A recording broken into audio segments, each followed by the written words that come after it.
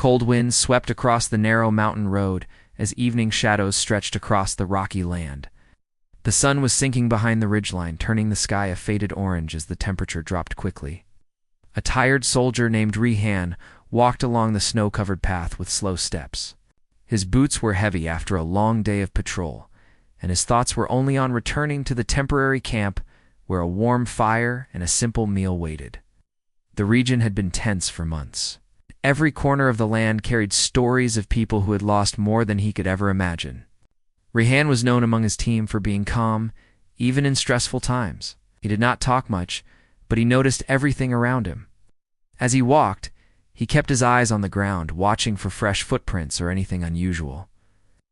Snow made the land quiet, but it also kept secrets hidden. Most soldiers disliked this path because it passed near an abandoned checkpoint that had been taken over by different groups during the conflict. The structure was mostly in ruins now, with broken walls and rusted metals scattered around. As Rehan approached the old checkpoint, he slowed down. Something felt different, like the air carried a warning. He held his rifle more firmly, not because he expected an attack, but because experience had taught him that danger often came quietly. The wind blew lightly, carrying flakes of ice that touched his face. His breath formed small clouds as he exhaled. He was about to continue walking when he saw something lying near the broken wall. At first he thought it was just a pile of old clothes or maybe a blanket someone had left behind. But then he noticed a faint movement, as if the wind had pushed it yet. The wind was not strong enough to move something that large. Rehan took a step forward, then another. His heart beat a little faster, not out of fear, but because he sensed something human in that still shape. As he came closer, he saw a small hand exposed from beneath a torn coat. It was pale, trembling slightly. He hurried forward and knelt beside the shape. It was a young woman, collapsed on the cold ground, half buried in snow. Her hair was messy and covered in dust, and her breathing was weak and uneven. Her clothes were torn in several places, as if she had been running through sharp bushes or rough terrain. She looked exhausted, frightened, and very cold. Rehan set his rifle aside and gently touched her shoulder. "Hey, can you hear me?" he asked softly. The young woman stirred a little. Her lips moved faintly, but no clear words came out. Rehan felt a sharp sense of urgency. He knew that in this freezing weather, even a healthy person could lose consciousness. And she looked like she had not eaten or rested for days. He spoke again, this time more slowly. "You're safe. I'm a soldier. I won't harm you." Her eyelids fluttered weakly. Finally, she opened her eyes just enough to see him.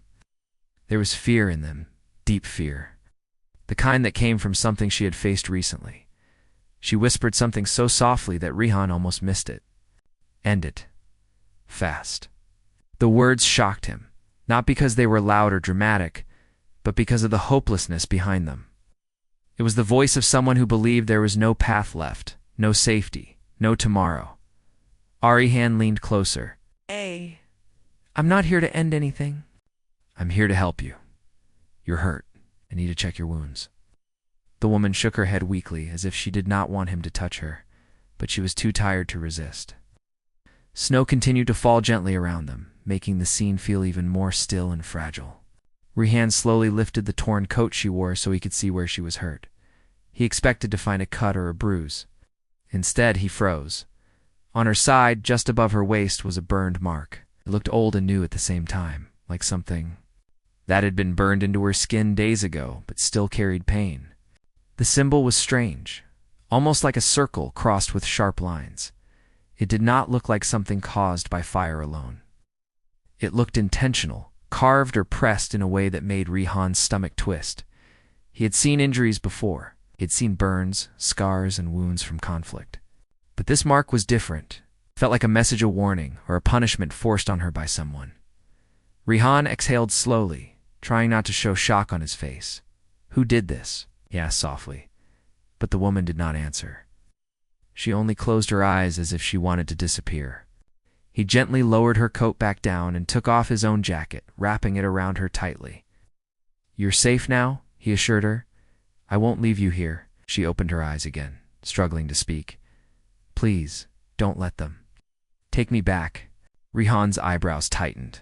Her words gave weight to what he had already guessed. Someone was after her. Someone dangerous. I won't, he said firmly.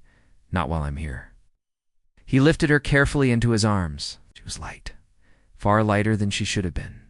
She must have gone without proper food for days. Juan stood slowly, making sure she was steady against his chest. She clung weakly to his jacket, as if holding on to it gave her the only sense of safety she had left. As he walked toward the direction of the safe house, Rihan kept glancing around. He did not know who had hurt her or what kind of danger she was running from. But the mark burned into her skin was not something ordinary. It felt like a sign used by a group that believed in controlling people through fear, a symbol meant to silence. The road to the safe house was long and uneven, but Rihan walked steadily. Snow crunched under his boots, and each step felt heavier as the woman's breathing weakened. He kept speaking softly to her to keep her awake. "What's your name?" he asked gently. The woman took a moment to answer. Her voice was barely a whisper. "Amina." Rihan nodded. "Amina, stay with me. We're almost there. You'll be warm soon." Her eyelids drooped, but she forced them open again, showing she was still conscious. She seemed comforted by the way he spoke, not rushing, not panicking, just guiding her through the freezing night. The safe house was a small shelter used by local volunteers who supported people displaced by the conflict. It was simple, just a few beds, a heater, and supplies. But it was safe, and that was what mattered most for Amina right now. By the time Rihan reached the door, his arms were numb from the cold and from carrying her. He pushed the door open with his shoulder, and warm air hit his face. Inside, a volunteer named Saeed looked up in surprise. "Rehan? Who is she?" "Someone who needs help," Rehan replied. Very quickly, they laid Amina on one of the beds. Saeed rushed to bring warm blankets and a cup of warm water. Amina tried to sit up, but her strength was too weak. Rehan helped her drink slowly, making sure she did not choke. Her body shook slightly, not just from cold, but from the fear inside her. Every time the door rattled or someone moved, she flinched. Rehan sat beside her and kept his voice steady. "You're safe here. No one will hurt you." She looked at him with tired, frightened eyes. There was deep pain in them, pain that came from more than the cold. Outside, wind howled against the windows, but inside, the small safe house glowed with the soft warmth of a fire. Amina slowly relaxed, her breathing becoming steadier. Rehan watched her closely, noticing every small change in her expression. He still could not understand the symbol burned into her skin, but he knew it meant something dangerous. Something that should never happen to anyone. He stayed by her side until her eyes finally closed in exhausted sleep. Saeed approached him quietly. "What happened to her?" he whispered. Rihan stared at the sleeping girl, the memory of the burned mark fresh in his mind. "I don't know everything," he said softly, "but someone hurt her, and someone is looking for her." The fire crackled in the background, casting warm light across the room. Rehan knew one thing for sure. Amina had survived something terrible. And whatever story lay behind that mark burned into her skin, it was not finished yet. Morning arrived slowly, bringing a pale light that filtered through the small windows of the safe house. The fire from the night before had died down, leaving only warm embers. Amina slept through the early hours, exhausted from her long escape. Rehan sat on a wooden chair beside her, his back slightly stiff but his mind alert. He had barely slept. Every time Amina shifted or whispered something in her sleep, he woke again. Saeed entered with a quiet step, holding a pot of warm soup. "You didn't sleep, did you?" he asked softly. Rehan shook his head. "Not much. She kept having restless dreams." "Poor girl," Saeed murmured. "Whatever happened to her must have been terrible." Rehan only nodded. He still saw the burned mark in his mind, the strange symbol with sharp lines, pressed so deeply into her skin that it looked painful even now. It was not a wound from a simple accident. It was something done on purpose, something meant to leave a message. Amina finally stirred as the morning light touched her face. Her eyes opened slowly, and at first she looked confused, as if she had forgotten where she was. But then she saw Rehan sitting beside her, and she seemed to relax slightly. "You're safe," Rehan said gently. "This is a shelter. No one will hurt you here. Amina looked around the room, her expression still filled with worry. How long? Was I asleep? She asked weakly. Almost the whole night, Saeed replied with a small smile. You needed rest. She tried to sit up, but pain shot through her side. Rihan quickly supported her with one arm, placing a pillow behind her back. Slowly, he cautioned.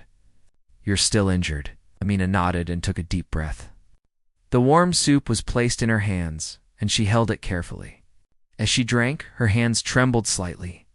Rihan noticed every detail, the tiredness in her eyes, the thin lines of fear around her face, the way she looked at the door as if expecting someone to burst in. After a few minutes, she set the cup down and looked at Rihan. Why? Why did you help me? She asked softly. Rihan answered without hesitation. Because you needed help. And because leaving someone alone in that kind of cold is not something I could ever do. Amina lowered her eyes. Most people would have walked away. Not most people, Rihan said simply. For a moment, a faint smile touched her lips, though it faded quickly. She folded her hands together, as if gathering courage. Rihan could tell she wanted to say something important, but fear held her back. He waited patiently, knowing she needed time. Finally, she spoke. The mark. You saw it, didn't you? Rihan nodded slowly. Yes. I didn't want to ask until you were ready. Amina took a long breath, looking down at her hands. It wasn't an accident, she whispered. It was a punishment. Rihan felt a sense of heaviness settle in his chest. He had suspected this, but hearing her say it made it feel even more real. Punishment. For what? For helping people escape, she said, her voice trembling. There is a group, a militia that controls the area near my village. They force people to follow their rules. Anyone who tries to leave or help others is treated like a traitor. Rihan leaned closer, listening carefully. They found out I helped a family escape. She continued, her eyes watering slightly. A mother with 2 children. I couldn't watch them suffer anymore. So I led them through the forest. But someone saw me. They caught me before I could run. She paused, her fingers tightening around the blanket. The memory clearly hurt her deeply. They told me that no one disobeys them, she whispered. They burned their symbol on me to show everyone what happens to someone who helps others escape. They wanted me to be an example. Rihan felt his jaw tighten. The idea of someone hurting her like that made anger rise in him, but he kept his voice steady. You were very brave. Amina shook her head slowly. No, I was foolish. I thought I could help quietly, but they watched everyone. After they marked me, they said they would come back for me when they were ready. I knew that meant something worse. So you ran? Rihan said gently. Yes. Her voice cracked. I ran without food, without water. I hid in caves and behind rocks. I walked for days until my legs could not carry me. I thought, if someone found me, maybe they would help. But when I collapsed and you came, I was afraid. I thought you might be one of them. That's why I said. Her voice softened. End it fast. Rihan's heart tightened at her words. I understand, he said. But I promise you, Amina, I'm not one of them. You're safe with me. Amina's eyes lifted to meet his. For the first time since he found her, there was a small flicker of trust in her expression. Just then, the sound of heavy boots echoed outside. Rihan's instincts sharpened immediately. He stood quickly, motioning for Amina to stay quiet. Saeed also moved toward the window nervously. Rihan peeked outside carefully. A group of 3 men was walking near the main road, scanning the area as if searching for something or someone. They wore dark scarves and carried weapons. They were not soldiers. They were the kind of men who worked for the militia Amina had escaped. Amina saw the change in Rihan's face, and her breath caught. Are they? Rihan lifted his hand to calm her. They're just passing, he whispered. Stay quiet. The men walked closer to the safe house, but did not stop. Rihan watched until they disappeared around the corner. Saeed exhaled loudly. This area is getting dangerous, he whispered. They don't usually come this close. Amina pulled the blanket tighter around herself, her face pale with fear. Rihan sat beside her again.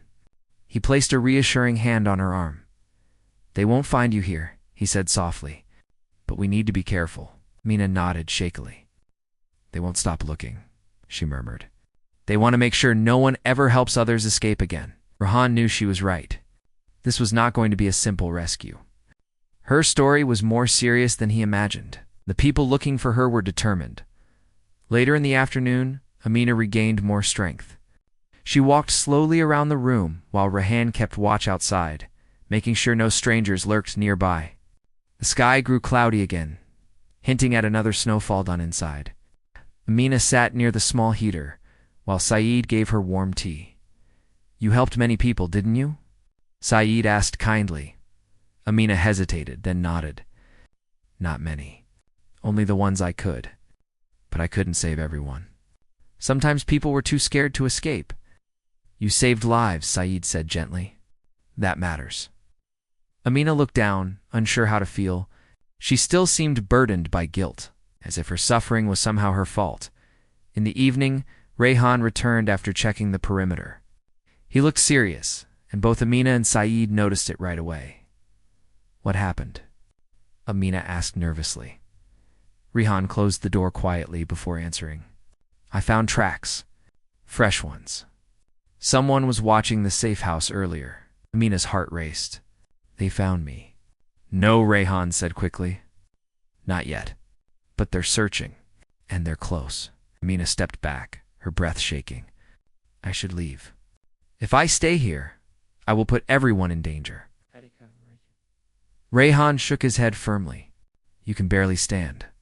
You're not going anywhere. What, Amina? He said softly, but with a strength that made her stop. You are not a burden. You are someone who needs protection. And I will not let anything happen to you. Silence filled the room. Amina's eyes softened with gratitude and confusion. No one had spoken to her like that in a long time, gently, but with certainty. What will we do? Saeed asked. Rehan walked to the map hanging on the wall. At dawn, we move her to a safer location. Somewhere deeper into the mountains. Somewhere they won't expect. Amina stared at him. You would help me again. Rehan smiled lightly. Helping you once doesn't end my responsibility. You trusted me enough to tell your story. That means something. Amina felt warmth in her chest, feelings she had forgotten. Trust, safety, hope. As night fell again, she lay down to rest. But this time, she slept more peacefully. The fear was still there, but less powerful. She knew she was not alone anymore. Outside, the wind grew stronger. Snow began to fall again. And somewhere far away, the militia searched for a girl marked by their hands, a girl who finally had someone ready to protect her. Amina did not know what tomorrow would bring, but she knew one thing for certain. Her life was no longer just about running. It was about surviving with someone standing beside her. Dawn broke slowly over the mountain peaks. The sky was pale gray, with clouds drifting low over the frozen ridges. Rehan moved quietly through the safe house, checking the small room where Amina slept. She had rested through the night, her breathing steady, but he could see the faint marks of exhaustion in her face. Her hands still trembled slightly, and her eyes reflected both fear and determination.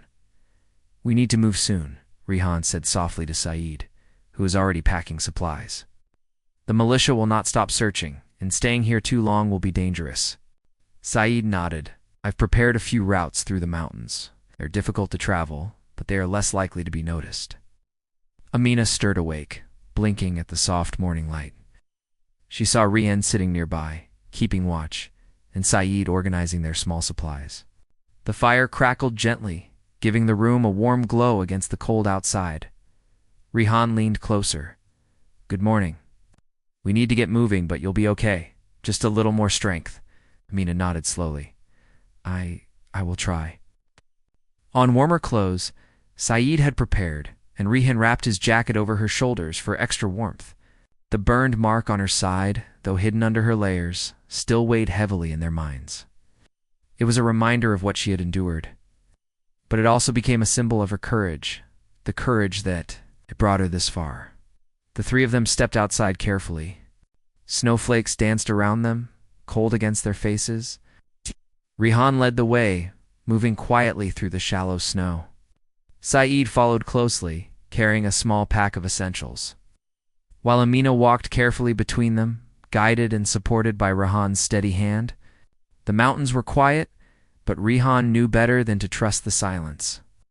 Every sound, the crunch of snow, the rustle of dry branches, the distant caw of a crow, was amplified in the cold air. They moved slowly, deliberately, following paths only locals knew.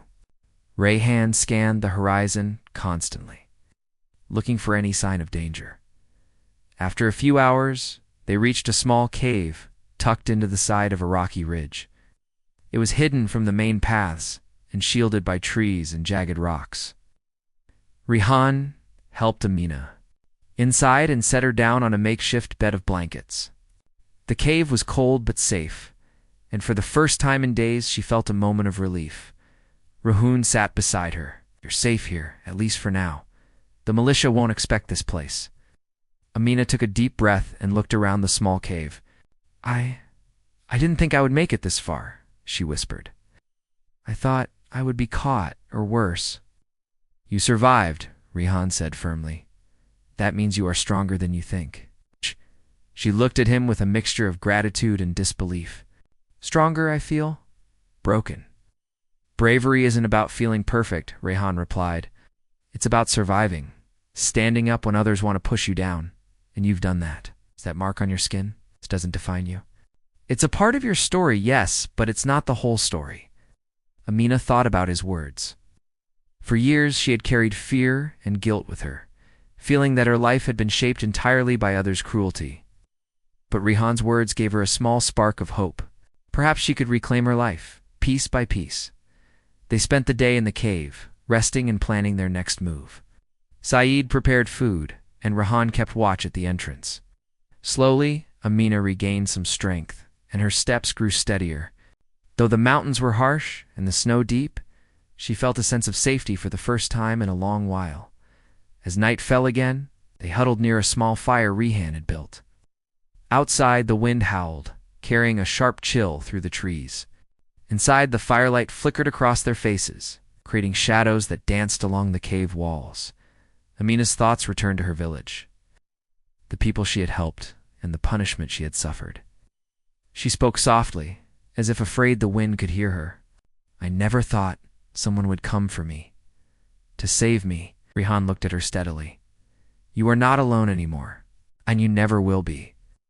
A silence followed, comfortable and warm, in contrast to the harsh world outside. Amina allowed herself to relax slightly, feeling a connection to the people who had helped her. It was not just Rehan, it was Saeed too, and the small network of volunteers who risked their lives to protect those in need. The next morning, Rehan and Saeed decided to guide Amina to a more permanent, safe location, small settlement hidden deeper in the mountains, known only to a few trusted allies. The journey would be difficult, but it was necessary. The militia would continue searching, and they needed to stay one step ahead. The trek was exhausting. The snow was heavy, and the paths were narrow and steep. Amina stumbled a few times, but Rehan's steady hand and Saeed's encouragement kept her moving. Every step was a reminder of her strength and resilience. She had survived so much already. She could survive this too. Along the way, they encountered abandoned villages and signs of the militia's presence, footprints in the snow, remnants of fires and broken fences. Rehan guided them carefully, avoiding the main paths and taking hidden trails known only to locals. Amina marveled at his skill and knowledge, realizing that he had lived in this terrain for years and understood every subtle detail that could mean safety or danger. At one point, they stopped near a frozen stream to rest. Amina sat on a rock, brushing snow from her clothes. Rehan handed her a small piece of bread and water. She accepted it gratefully, taking small bites to conserve her energy. "Do you ever get tired of always being careful?" Rehan smiled faintly. "Carefulness keeps people alive. It's not about fear, it's about respect for life. You've learned that too, in your own way." Amina nodded, understanding. She had spent days running, hiding, and surviving, and she realized that every careful step had brought her closer to freedom. By evening, they reached the settlement. It was a small cluster of wooden huts, hidden among dense trees and protected by natural barriers. Friendly faces greeted them cautiously at first, but Rihan's reputation and the story of Amina's escape quickly earned their trust. Amina was given a small room with blankets and a warm fire. She sat quietly, looking at the walls, feeling safe for the first time in weeks. Rihan and Saeed stayed nearby, ensuring that no one outside the settlement could see or track them. Days passed, and Amina slowly regained her strength. She shared her story with the settlement's elders, who listened with sympathy and admiration. Painful as it was, became a lesson for others, proof that courage and kindness could survive even in the darkest times. The burned mark on her skin remained, but its meaning changed in her mind. It was no longer just a symbol of fear. It was proof that she had survived, that she had fought for others, and that she could overcome the threats that once controlled her life.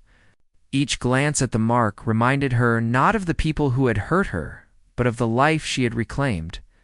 Rayhan continued to support her, guiding her through the routines of recovery and teaching her basic self-defense, not to fight others, but to feel confident in her own strength. Amina learned to move through the settlement with assurance, her fear gradually replaced by determination. She began to smile more often, laugh softly at small jokes, speak freely to those around her. One evening, as the sun dipped behind, the mountains and the sky turned orange, Rayhan and Amina walked together along a small trail near the settlement. She paused, looking out over the snowy valleys, and sighed. "I never thought I could feel this. Normal again," she said softly. Rayhan looked at her. "Normal is what we make it. You've survived terrible things, but you're not defined by them. You're defined by what you do next." Amina nodded, feeling the truth in his words. She realized that her story was not over. It was only beginning, a story of courage, survival, and hope.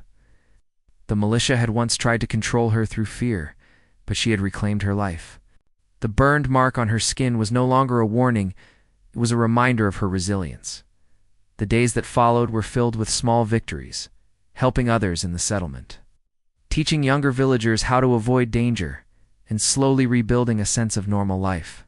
Amina found that she could trust again, not blindly, but carefully, and that trust became a source of strength. She discovered that even in a world filled with danger, there were people willing to protect and support one another. Rayhan remained by her side, guiding her, supporting her, and ensuring her safety. Their bond grew not as something romantic, but as a deep respect and friendship forged through shared experience and the struggle to survive. Together they watched over the settlement, knowing that threats could come again, but confident that they could face them. Finally, one evening, as the sun set and painted the mountains in shades of gold, Amina touched the burned mark on her side lightly. She had survived everything meant to break her. She had run, hidden, feared, and suffered, but now she stood tall in her own strength. That mark, once a symbol of fear, was now a testament to her courage, her resilience, and her determination to live freely. She smiled faintly, looking at the horizon. The mountains were vast and cold, but they no longer represented danger. They represented hope, freedom, and a new beginning. Amina's life had changed forever. From a frightened marked girl running from danger, she had grown into a survivor with courage and hope. The burned mark remained, but it no longer controlled her story. Instead, it reminded her of her bravery, the people who had helped her, and the strength she had discovered.